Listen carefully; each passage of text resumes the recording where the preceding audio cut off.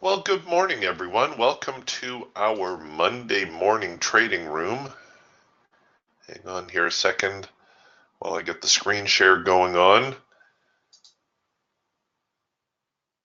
I trust you had an enjoyable weekend. As you're about to see, I didn't get as much done as I thought. We had a little bit of a family thing going on, so I didn't get all my charts transferred over to Ninja 8 yet.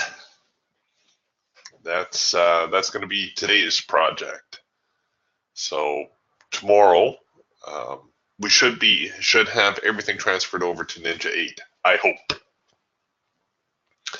In the meantime, today we'll alternate again. We'll use our Ninja 7 and just taking a look here pre-market. I was looking at the daily chart. And Friday session, very, very quiet, very sideways. And here we are opening with a rather large gap. Remember, Friday session leaving off right here. And here we are opening down here. So there's a substantial upside gap to the market. Another thing that's interesting when you're taking a look at the longer term perspective is that we've got this little bit of a downward channel going on. Now, depending where you draw your trend line, you can see we're not quite intersecting the trend line yet. However, it does appear as though we are reacting early. And the other thing that catches my eye is while prices have been going up, volume has been going down. And that's not usually what you want to see.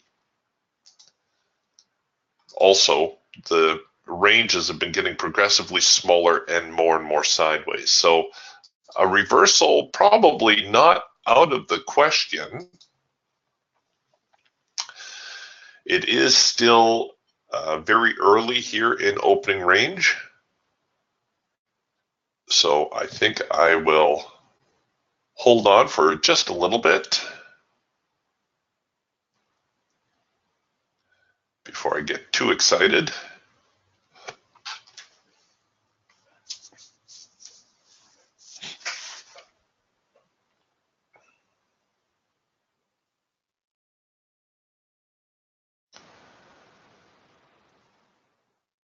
Right out of the gate, though, we are producing a number one signal here to sell. Our Hawk already producing a couple of signals. The first micro macro cross lower that has hit its profit objective. Here on the Falcon, well, it didn't quite get into the trend line. The trend change signal I would have probably called back here right off of the opening buzzer.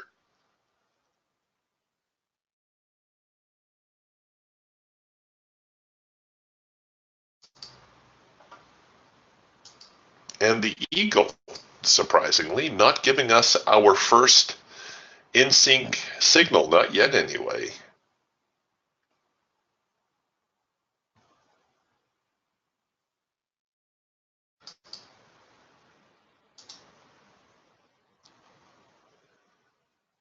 It does look as though the number one signal did reach its profit objective, so that would have been all right. Here now with the Falcon late filter entry signal.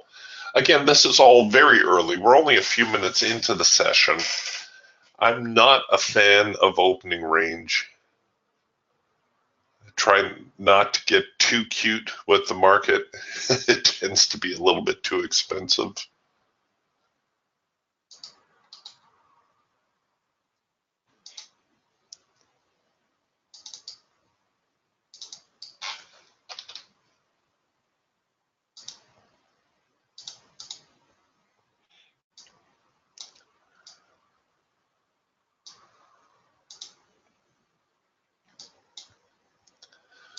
Besides, half of the challenge, I think, is trying to determine the trend. Once we get an idea whether the market is moving higher or lower,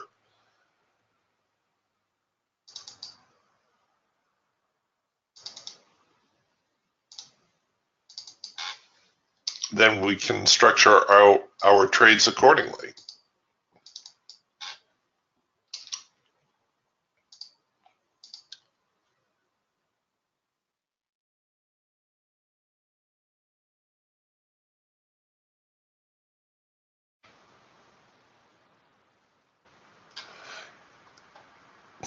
Yeah, way to go, Mark. Mark says, I took that late filter entry signal. That was a nice way to start my day, he says.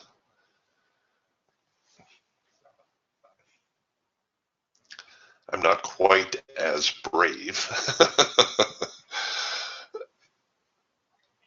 We should have, like I said, we should have more than a few opportunities here today.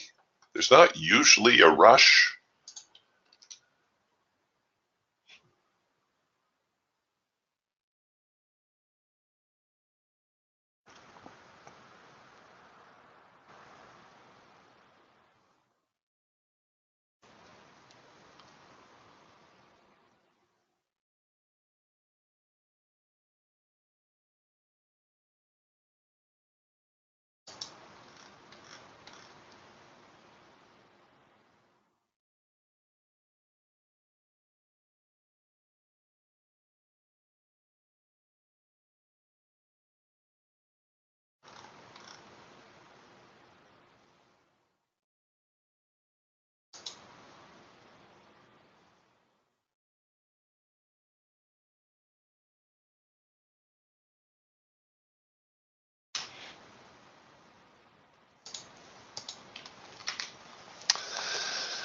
All right, a little bit of a pullback now. We're back at the hard edge.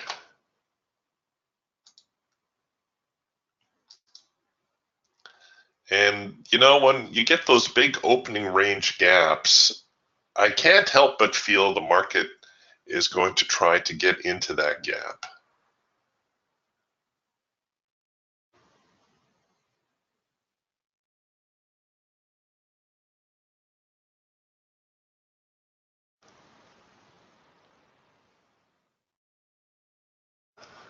Okay, quick little retest here. We may produce a number 2 signal if the market goes higher.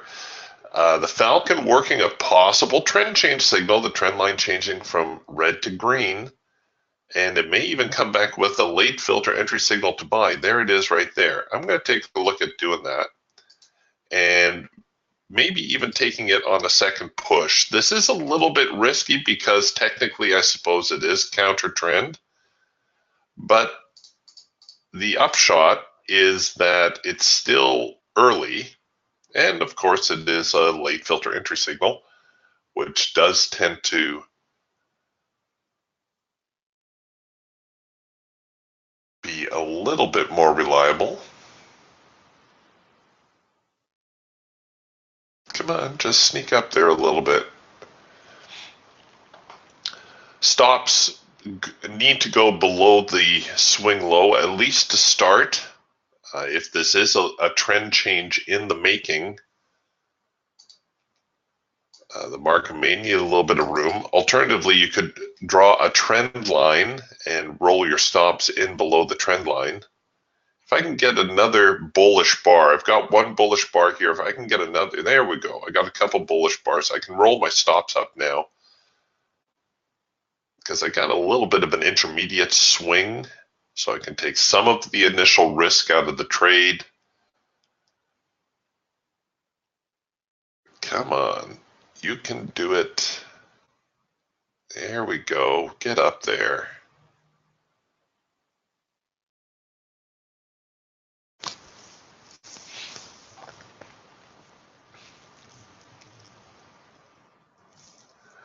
Just looking for, again, a couple of bull bars. There we go. I'm going to get my trade to break even and hit the profit target. So hooray for us.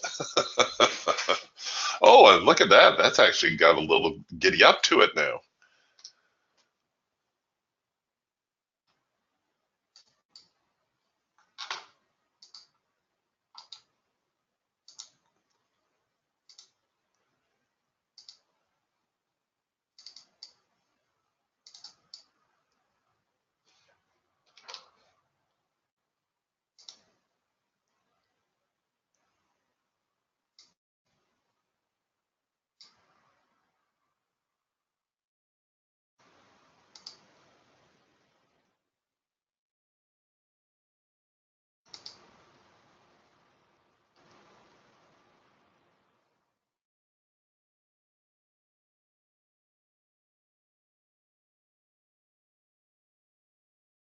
Yeah, way to go, Mark. Mark says 2 for 2. Nice trade. I had a feeling you might have been on board that one as well. Nice thing about this, the late filter entry signal, especially when your trend line goes relatively flat, that tends to be a pretty good indication that you should at least be able to find your profit objective. So we have a trend line that does not change color. The filter, however, goes out of sync, comes back into sync. We produce the signal, and away we go. So definitely a nice way to start the day. Yeah, Mark says, like my own personal ATM. Just about. Just about. That is a very, very reliable signal. I'm halfway surprised that the Raptor did not produce a number 2 signal right here to coincide with that. We got the warning dot, but we did not produce the number 2 signal.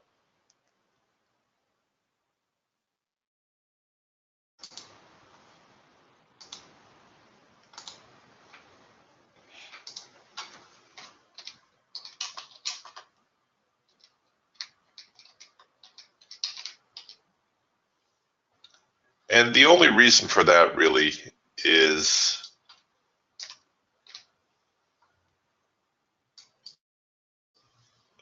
the market conditions were such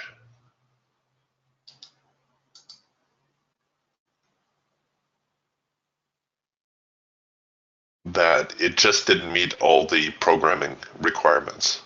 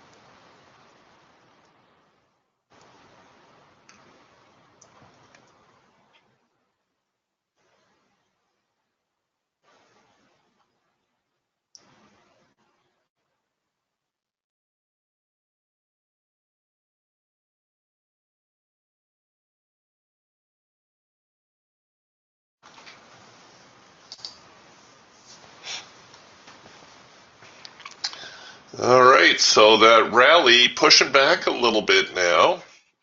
Here you can see on the Eagle, we've got a little bit of a trend line break. Makes me wonder whether this recent rally was really just a great big bear flag, in which case the downtrend is likely to resume.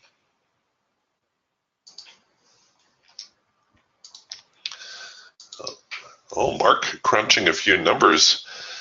He says the late filter entry is running about 91% reliable based on the way I trade them. You know, it's when you start to get those kinds of figures, people always think you're making this kind of stuff up.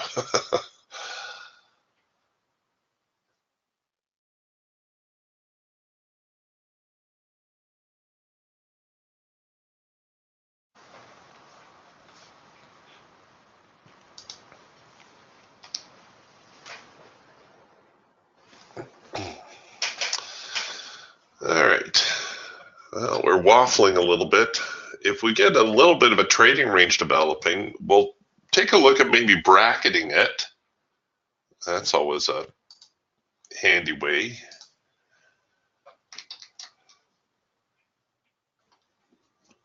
To trade. We'll bracket the range and then just look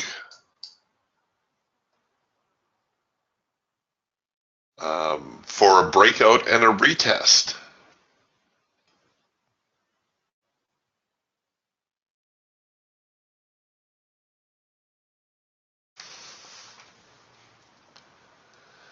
Yeah, here's the key right here, folks. Mark, like when Mark says, when I know my trade is going to work 90% of the time, I can be patient and picky. And I can't tell you how important that is to be particular about your trades. This is not a production line. We don't get paid more for doing more. In fact, as I've mentioned before, it tends to have the exact opposite effect.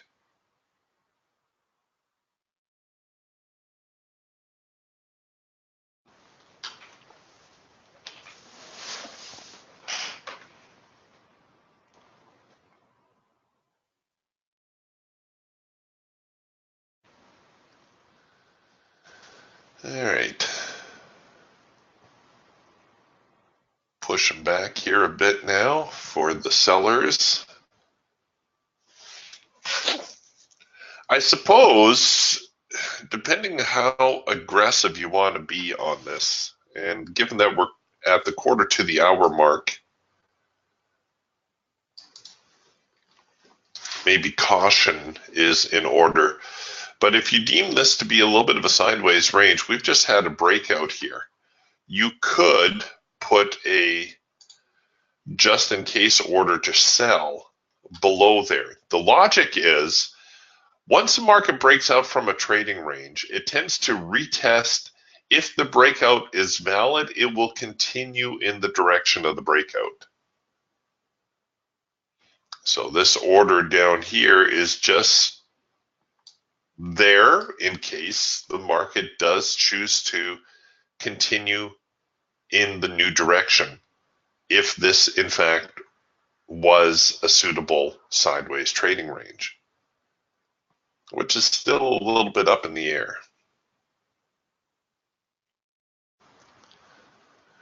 The other part of the equation is if this fails to continue lower, it's very likely to continue higher. Now, depending how aggressive you want to be, you could already park a buy order above here.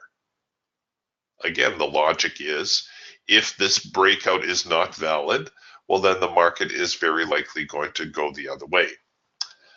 The danger with that is that it can also break the top side and not follow through. So very often I'll wait for a topside break or a little bit more evidence that the top side will hold.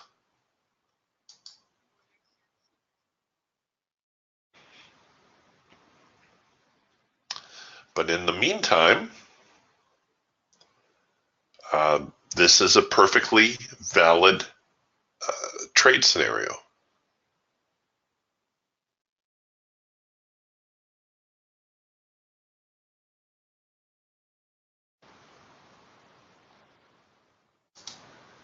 We'll just stay with that for a few minutes. We'll see.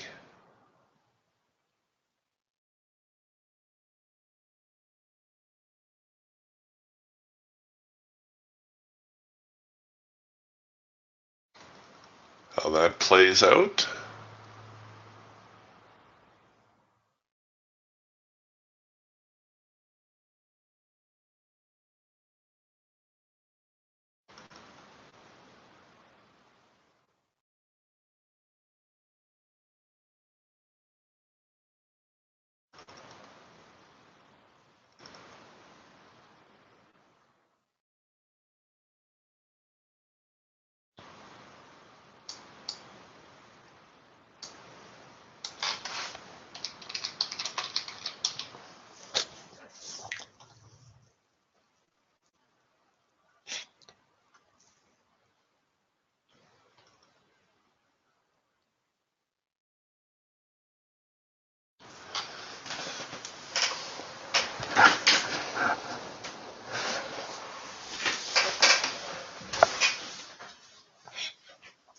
And so far, not much in the way of the follow-through department.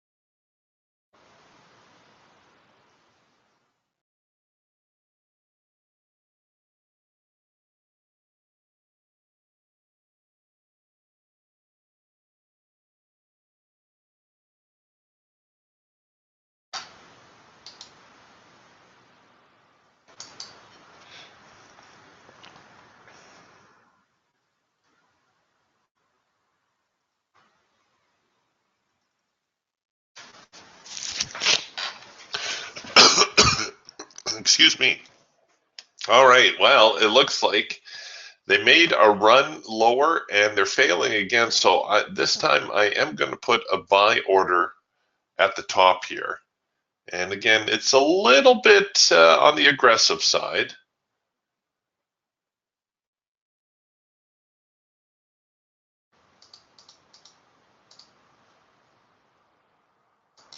We'll see if we can get a fill.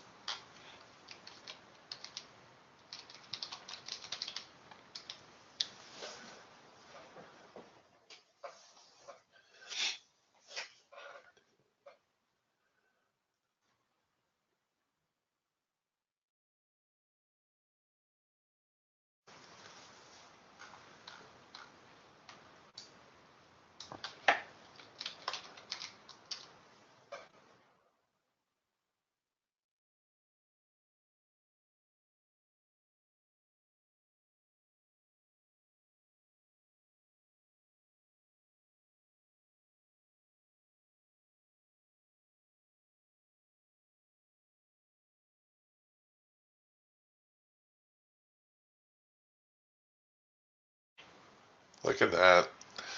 They just keep reinforcing the ranges.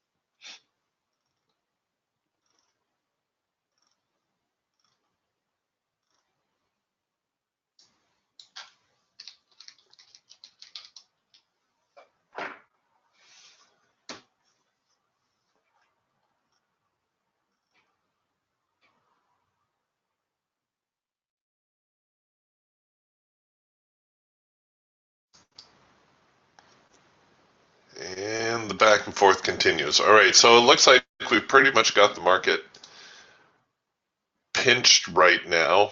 That is a definite trading range.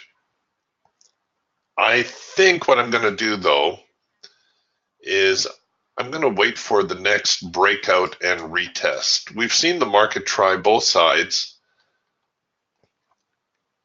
Once we see a proper breakout and retest, I think it may be a little bit easier to take advantage of a signal. Here on the Hawk, we've already got the first micro macro cross lower. The Falcon also, the trend line changing to red. The Raptor very, very neutral, as is the Eagle.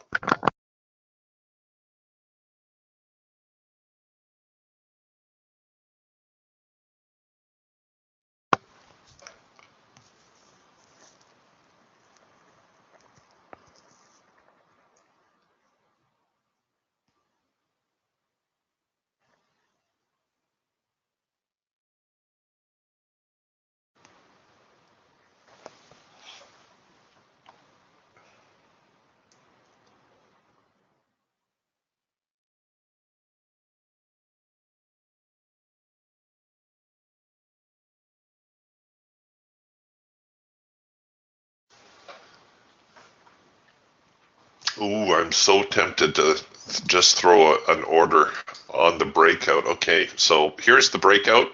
Let's see whether that was a good call or not. And what I'm looking for is I'm looking for at least one bullish bar.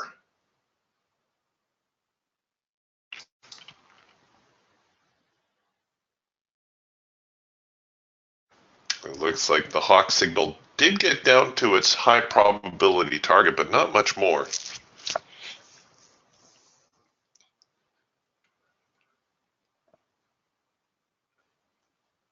Okay, the Raptor already giving a couple of bullish bars, as is the Falcon. So if you wanted, you could short based on what's going on here in the Raptor.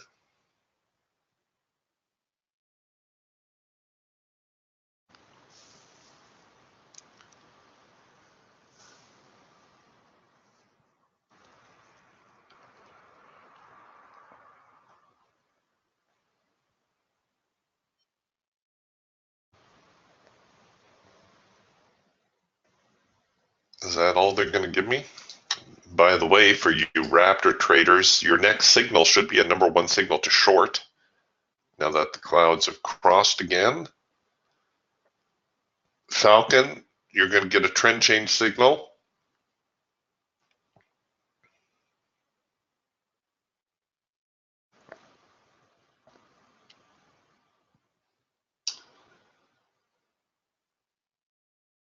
Well, that wasn't much of a retest. I really would like to see a proper retest, at least one bullish bar. I don't think that's too much to ask.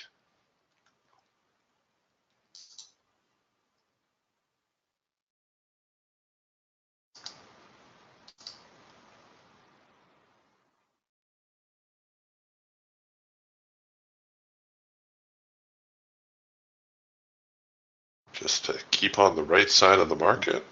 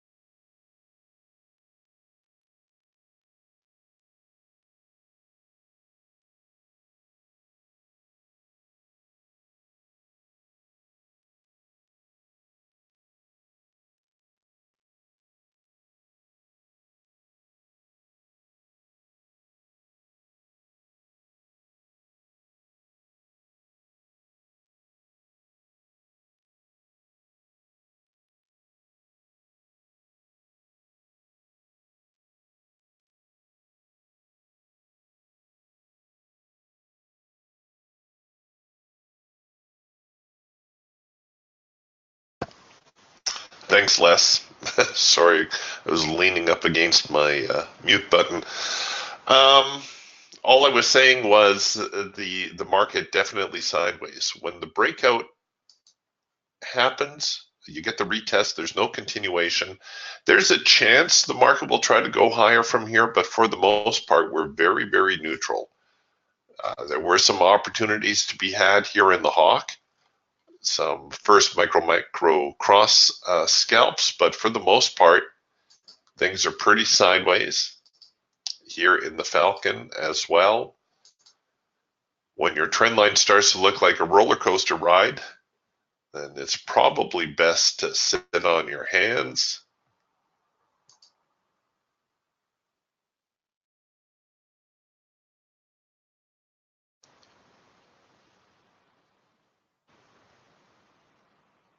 In a sense, now that the market has tested the top end and the bottom end, I suppose we could just throw buy and sell orders in and just wait the market out, because that's really where we're at right now.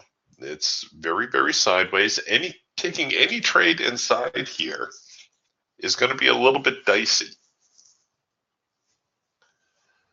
Getting a trade outside of this range will be more probable. And again, it's just based on, we've tested it, we've retested it, no breakout, broke out. Here's the retest, no follow through, and so we know the range is where the market is stuck. So I'll just park those orders there. But for the most part, they seem very content just to hover around this 65.40 zone. We haven't drifted that far away from it.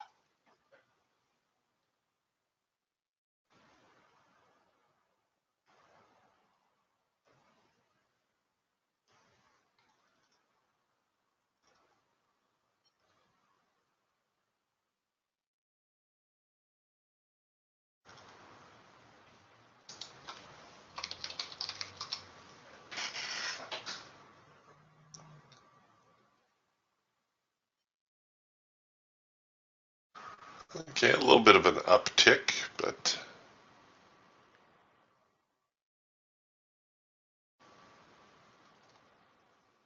again, no follow through. That's what we need. We need to see some momentum moving one way or the other.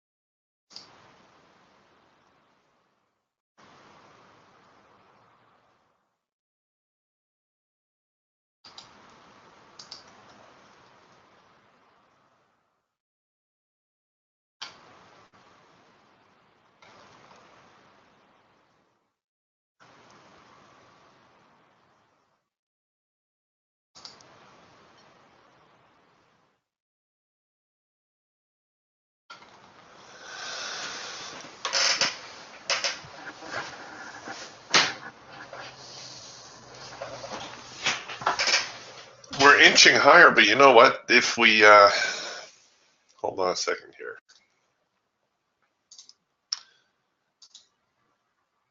If we take a look again at our daily chart, this is all that we've done today.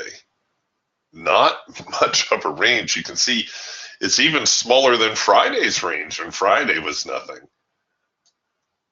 Friday was a very, very tight trading range.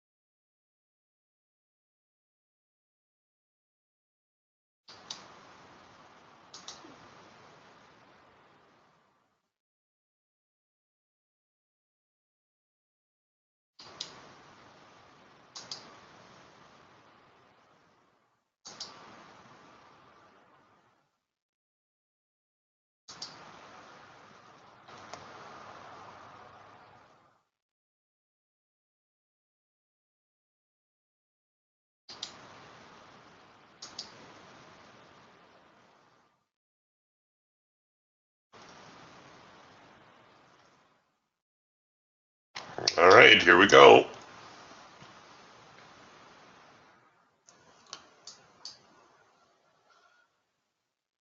We'll see if we get any follow through now that we've broken the top end of the trading range. What I'll do is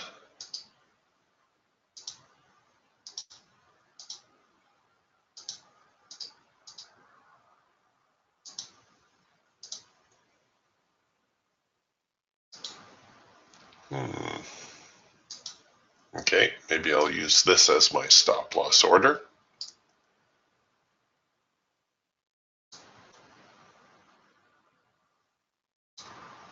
Well, so far we've got the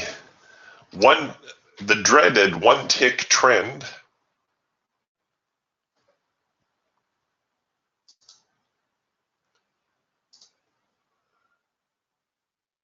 The Falcon did produce a trend change signal at the same time as I got filled on the breakout.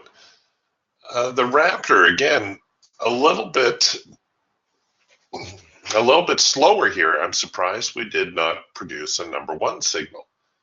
As the clouds crossed, we had a little bit of a pullback. We got the warning dot, but no follow through. I think it's just the sheer lack of momentum right now.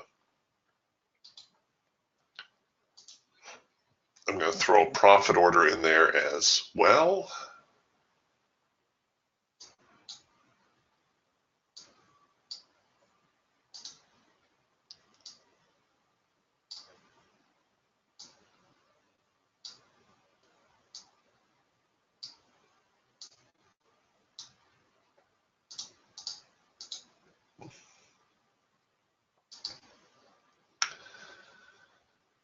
And I'll do my best to be patient with the trade here,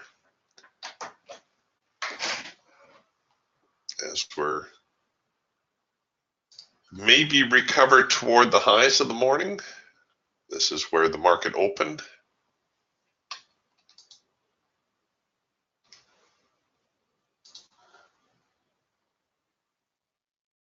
In fact, I may put my break even around here.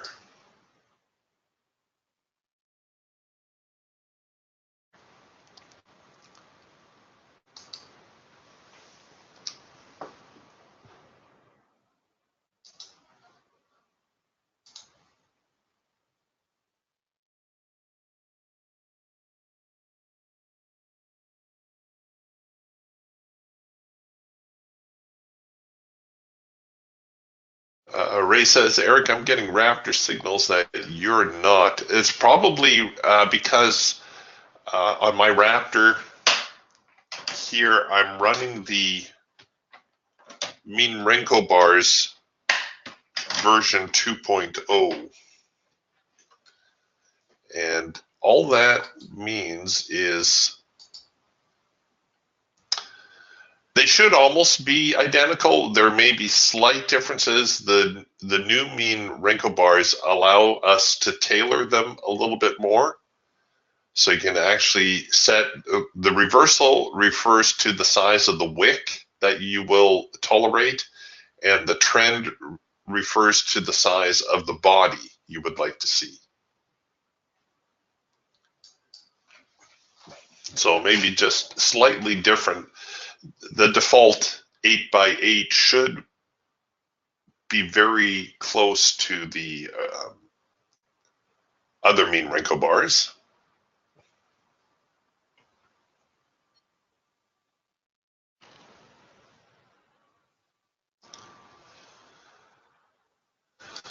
All right, we're seeing a little bit of a pullback. Hopefully,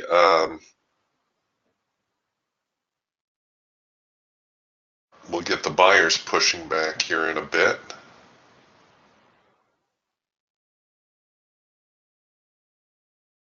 That might allow me to adjust my stops somewhat.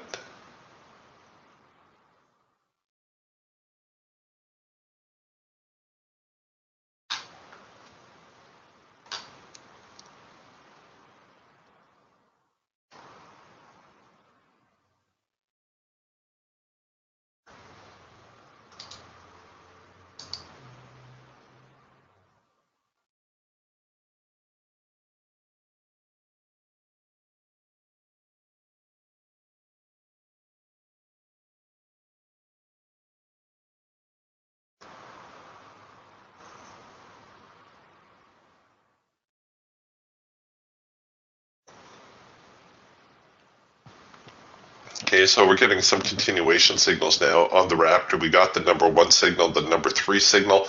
The Falcons, the trend line dipped enough here to change color. I'd be looking for that to come back into sync.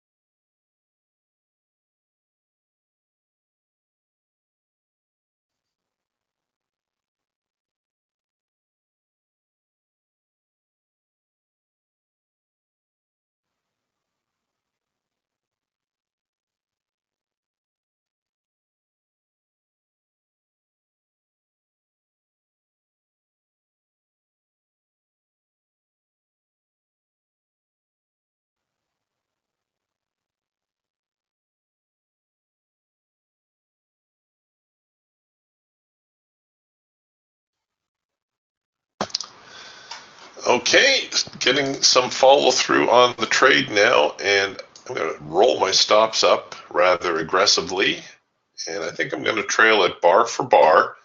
This is the Eagle, of course, so there tends to be a little bit more at risk given the bar size.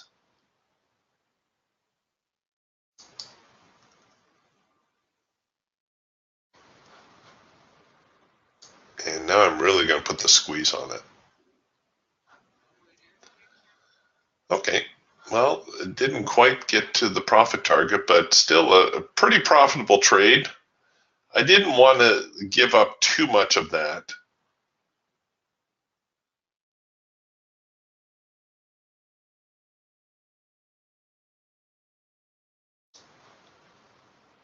Oh, and I popped out a little bit too early. Oh well.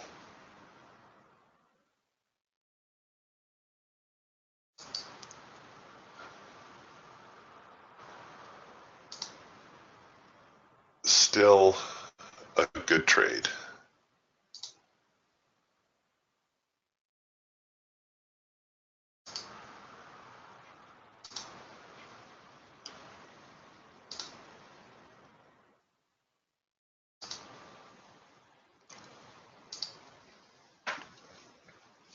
Well, a decent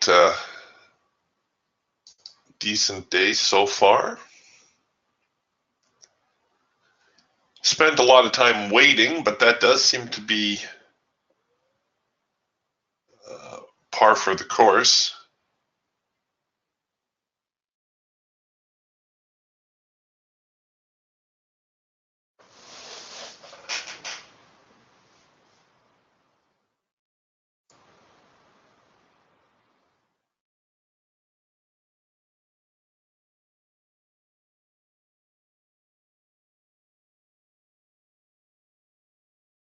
The market has a long way to go before it gets into that opening range gap, but it's a start.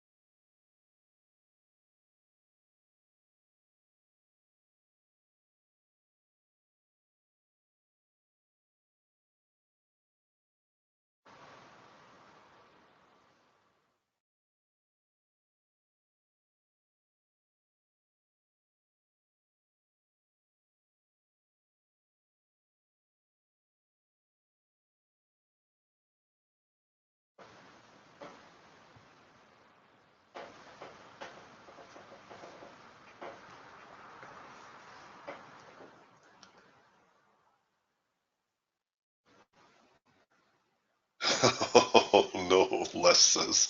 Just my luck, my computer decided to do security updates after I entered that trade. You know, that's probably my biggest beef with Windows 10 is that you cannot opt out of the updates. This is something a lot of people don't know. A lot of people assume that updates make your computer or your phone or your tablet better. Nope. No, they don't. Someone told me a long time ago, if your computer is working or your phone or your tablet is working now, it will continue to work without the updates. I turned my updates, I'm running Windows 7 here, I turned my updates off a long time ago and I've never had a problem.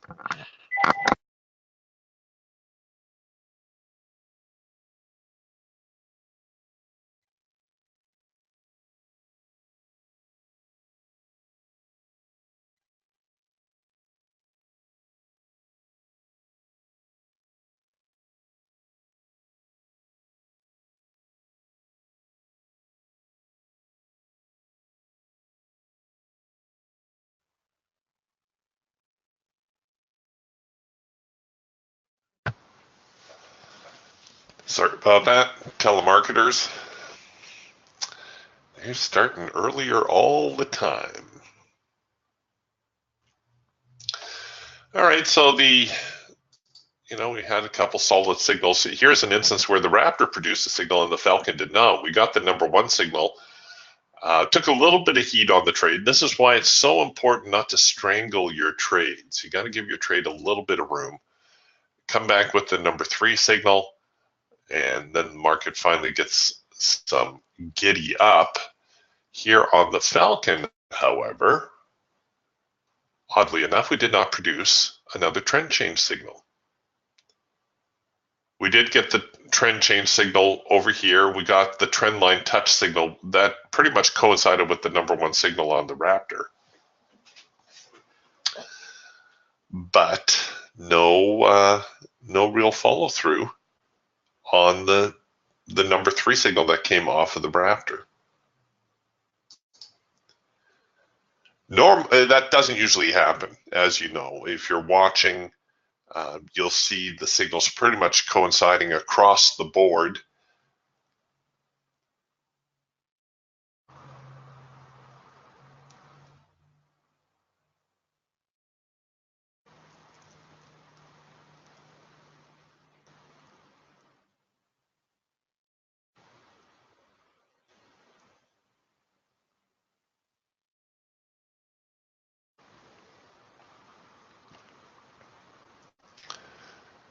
And now we're getting a little bit of a pullback again. Uh, that came rather soon.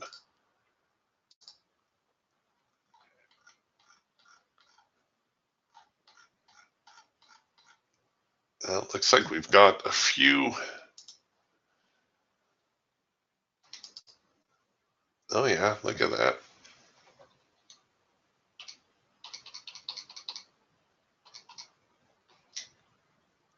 So we're right at the top of opening or the overnight range.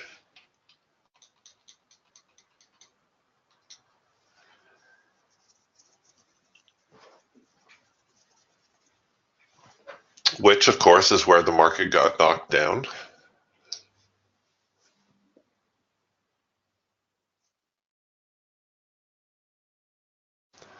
That might make me more open to a short signal. We had one right here on the hawk. I spotted it just a little bit too late. It's the red bar buy signal. We could have sold the failure of that. Here we come now with the first micro macro cross. I may extend the profit target here a little bit.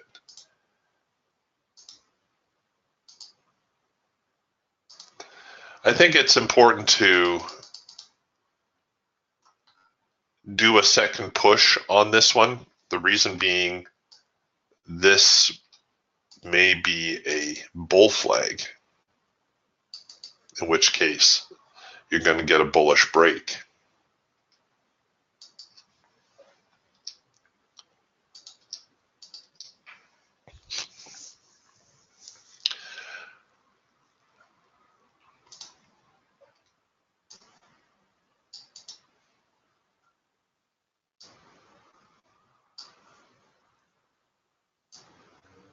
So this is pretty much how this trade is shaping up.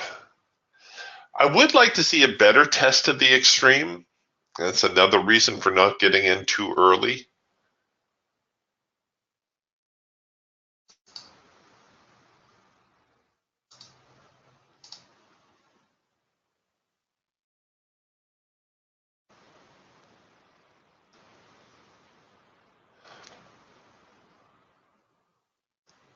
And now it's into yellow bars, so we can just scrub that order.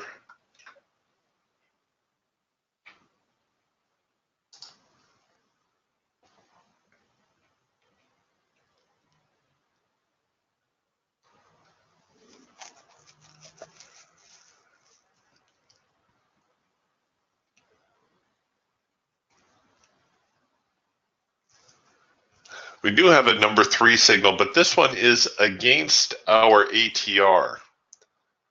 It's against the ATR here on the Raptor and against the ATR here on the Eagle.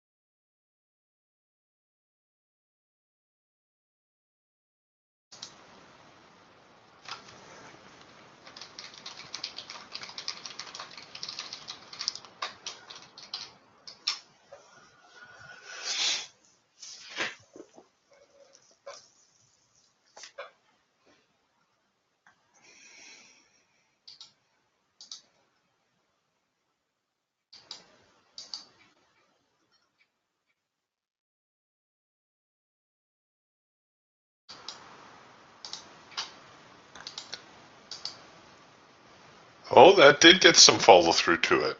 It did have a little bit of push. Now we're still retesting. We're still retesting the previous high. So a failure here, a failure to continue higher, should see the market head lower. You could treat this as a very, very large second push opportunity on that number 3 signal. It's not the best trade, but it is feasible. Once we get above here, we will flip over the ATR and we'll have to take out the high.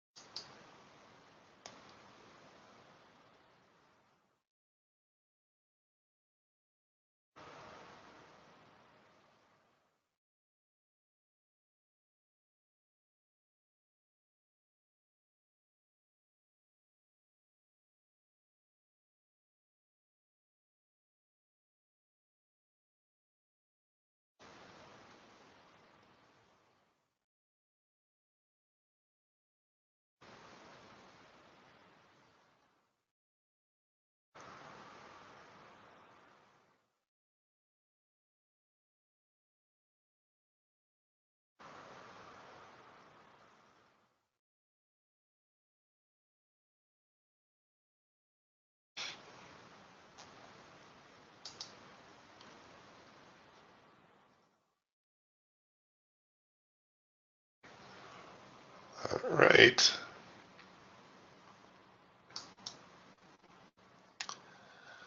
Let's see if we get the follow through now.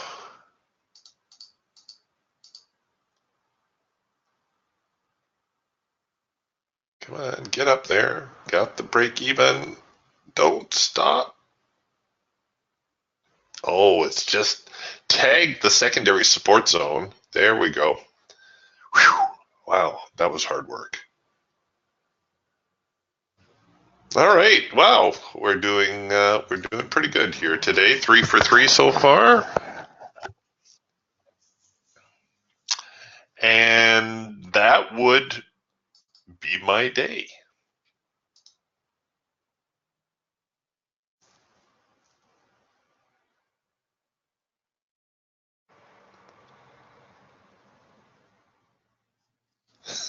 Let's take a look here.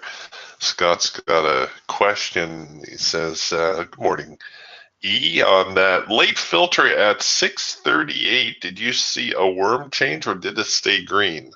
I like that. The worm change. All right, let's head back here. No, mine stayed. My trend line did not change color.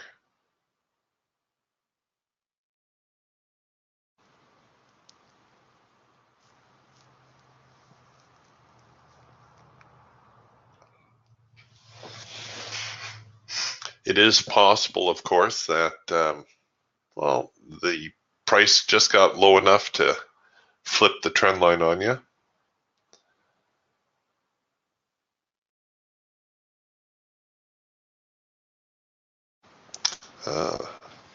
Scott says, I think I changed a setting to make mine more sensitive. It's, if it goes out of sync, if the trend line goes out of sync for a single bar, that very often won't discourage me from taking the late filter entry. If, however, it's out of sync for 3 or 4 bars, as it is here, even though the signal worked out, I would not have taken that one. I'm not going to be able to find an example. Oh, well, here's one. This one was out of sync for 2 bars. That's kind of borderline. It also working out. Came back with a better late filter entry signal right here.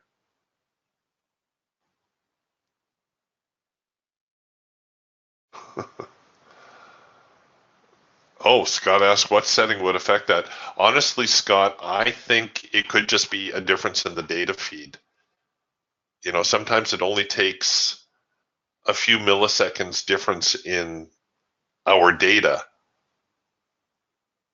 and yours may have printed a red bar here,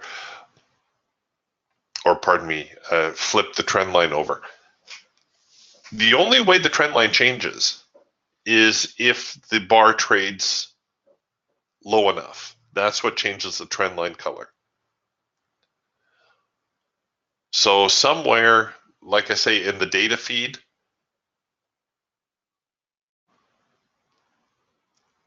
your programming, given your set of data parameters, just interpreted it as a enough to flip the trend line. If you reload your data, I wouldn't be surprised if it reset itself to an all green line.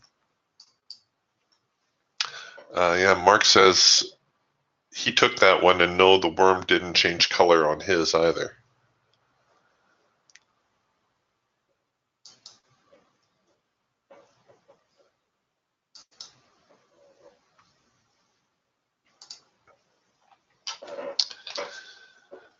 All right, and now things getting very quiet again.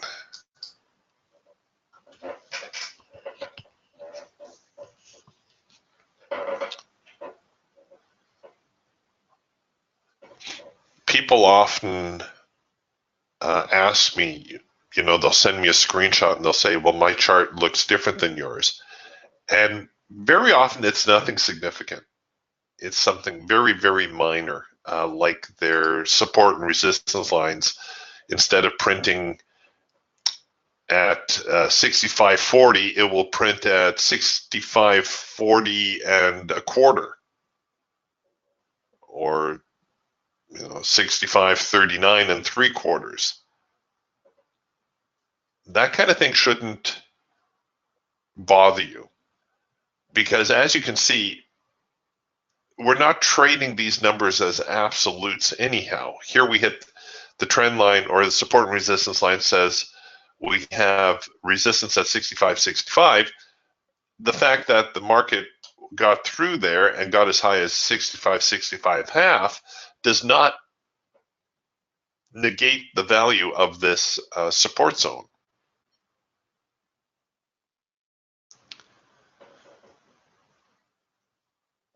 And I know, Scott, that you don't read things that finely, but for the benefit of others, you shouldn't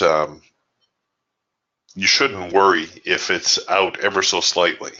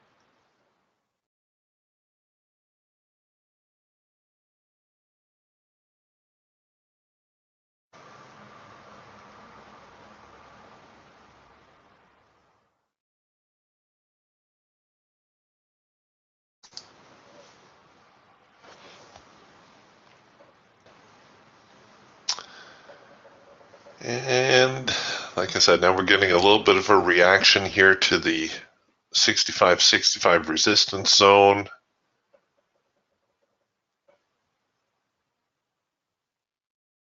Overall, though, the day really, really quiet. Here, once again, the daily chart. And we're getting some bullishness coming in. And I wouldn't be surprised to see the market try to fill that gap. That could see us trading up closer to 6,600.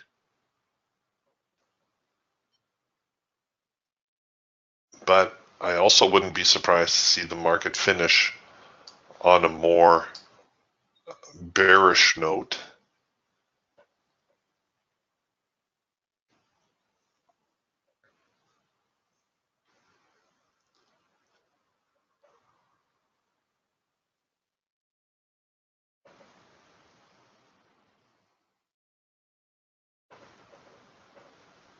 Well, we got lots of time to think today.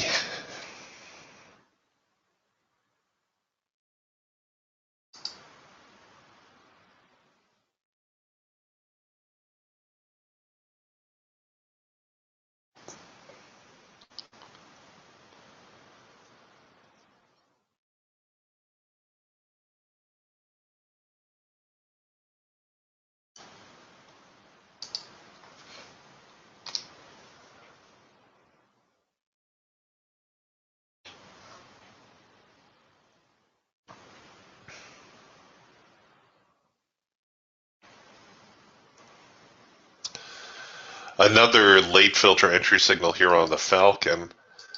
Given the reactions we are seeing at this resistance zone, if you were to take this one, I would definitely look for a second push opportunity. Stops, well, maybe to the crest here in the trend line. Like I said, my day would be done, but if you were looking for another opportunity,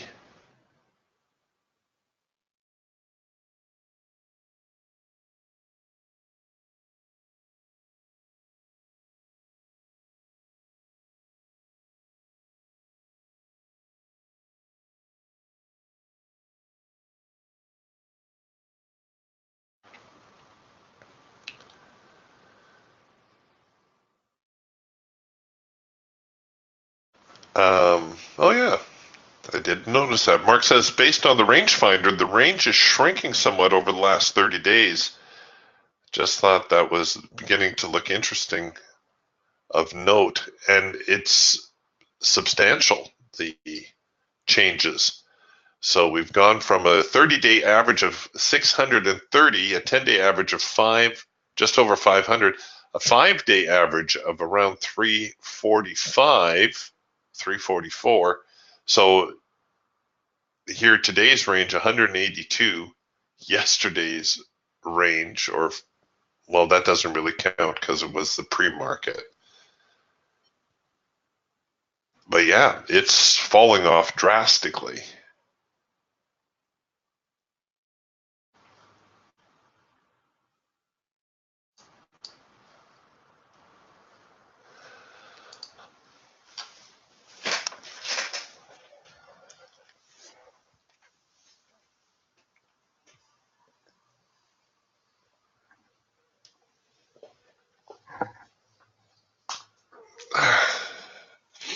Oh, I forgot to engage my order here on the Falcon.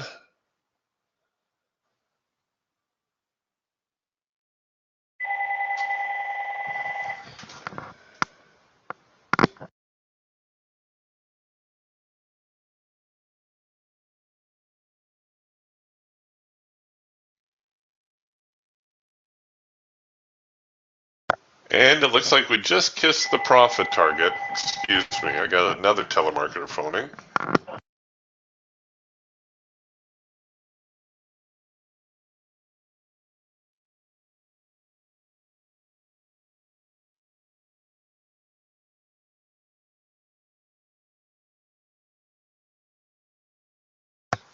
Here we go, and hit our profit target. So Mark says, is there anything to glean from that in your opinion? Just that you can expect the market to be a little bit more sideways, and because it's more sideways, it'd probably be better off taking profit on target.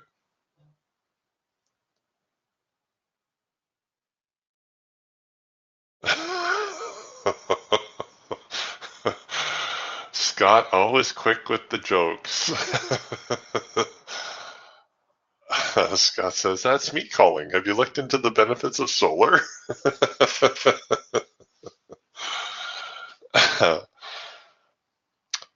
Yeah, Mark says, more chop? I know, hard to believe.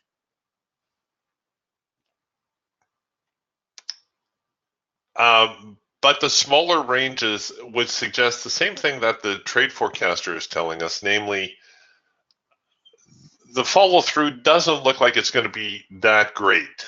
You know, you look at the whole trend here and you think, wow, that's a great trending market. But you look at how long that took to develop from down here to up here, 3/4 of an hour nearly.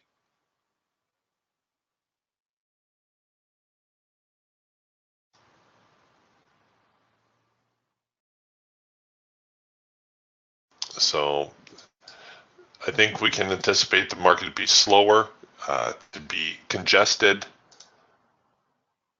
The daily chart kind of sums it up again. You know, you can see how small these ranges have been getting. Just a little lesson on volume and ranges. Volume should coincide with the bar size. So big bars should have relatively large volume to it. Small bars should have relatively small volume. Volume is relative. So there are no absolutes. You can't say, oh, this is small, this represents small volume and this represents big volume. It's, you just kind of have to average it out. That's what makes volume such a difficult indicator to use. But volume is valuable because it is also predictive. And by that, I mean, if you have small bars with big volume, like if the volume were increasing here instead of decreasing, if we saw volume bars that looked like this, with these little bars here, that tells you something is going to happen. Doesn't always tell you what's going to happen, but it tells you something is going to happen. We actually caught this big move lower. We saw it coming way back here somewhere. And certainly this week through here. You can't see it because this is the March contract, but if you go back to your September or December contract, you'll see that these tiny little bars had abnormally high volume associated with them. Like volume to the tune of, you know, we were getting volume spikes like this, relatively speaking. So you had really big volume, very tiny bars. So you got to ask yourself, who's doing all this trading? Who is trading so much to spike the volume? Well, typically it's the big traders, the banks, the traders in the know, and I'm using air quotes when I say that. But there are traders who have better information than we do, and when we see small bars with big volume, we have a pretty good idea something's going to happen. Now, if you get small bars with big volume near a high, then a reversal is almost certain. If you get small bars with big volume within a trend, it's a little less revealing, but still, you know something's going to happen. Something's not right. So there's your little chart reading lesson.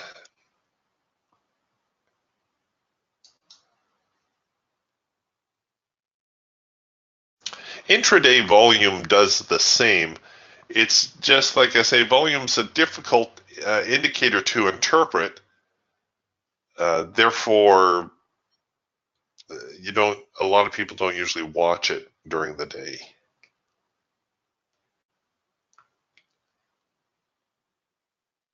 Or if they do, they'll watch it on a higher time frame, like a 15-minute, or no, I suppose even a 5-minute gives you enough time to try to figure out what's going on with the volume.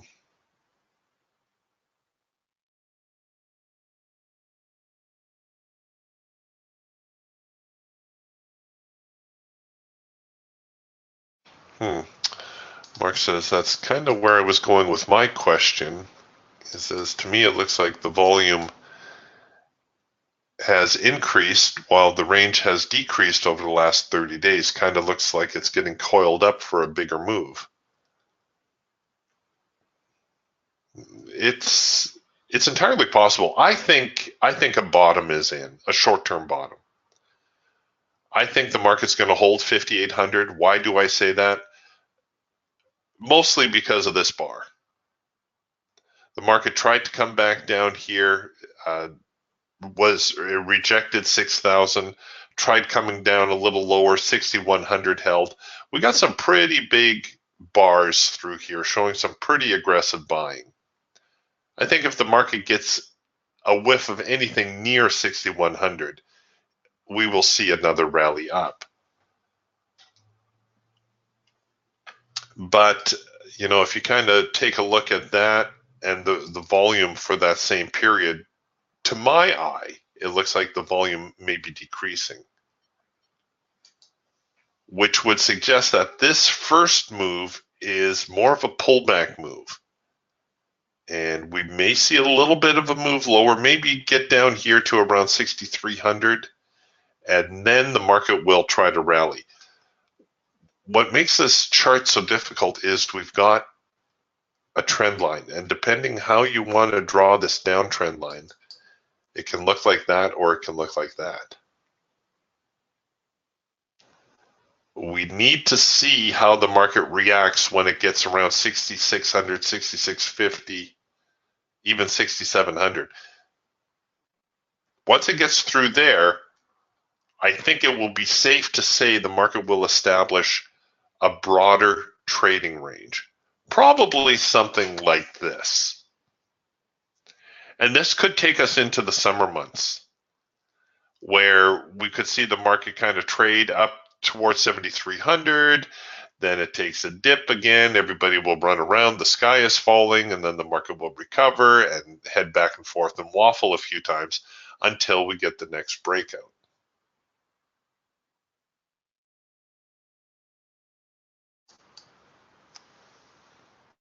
Now, again, that's just a best guess, but I could see a few days here. Like I said, the market coming back down somewhere around 6,200, maybe 6,300, and then we will see the big push.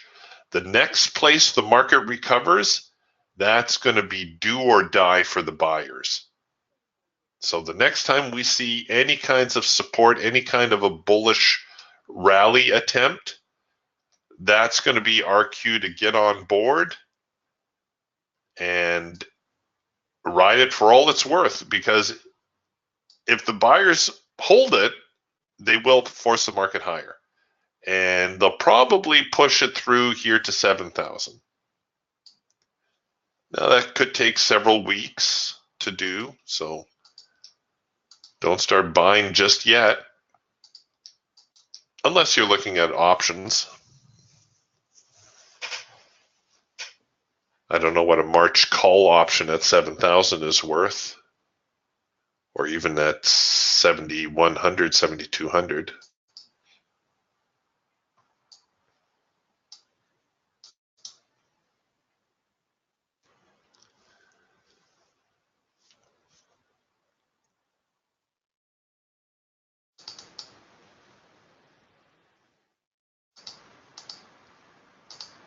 And it's not that I have a crystal ball or anything.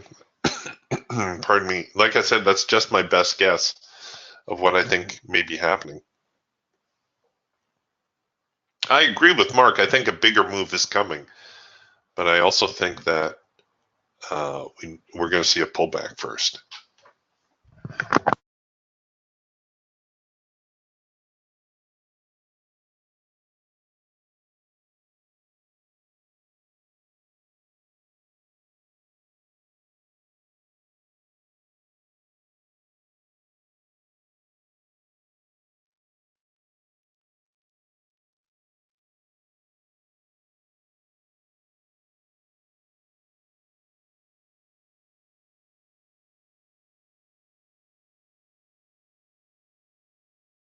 Looks like in the meantime, we had some decent follow through off of this hard edge bounce.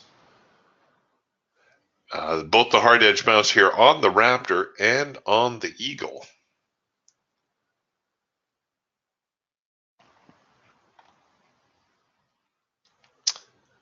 Both pushing the market up a little bit.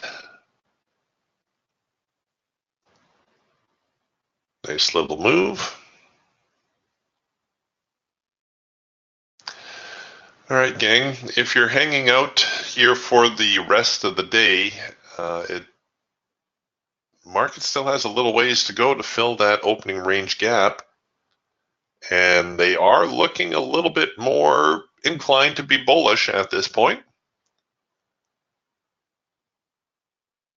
I think the closer we get to 6,600, the more we need to be prepared for a reversal. But I think the market would do very well to get up to 6,600 today. Don't know if they will, but that would kind of be my big target. All right, everyone. Unless anyone has any more questions, I think we'll button up shop here for the morning. And I will see you again tomorrow. We'll talk to you then. Bye for now.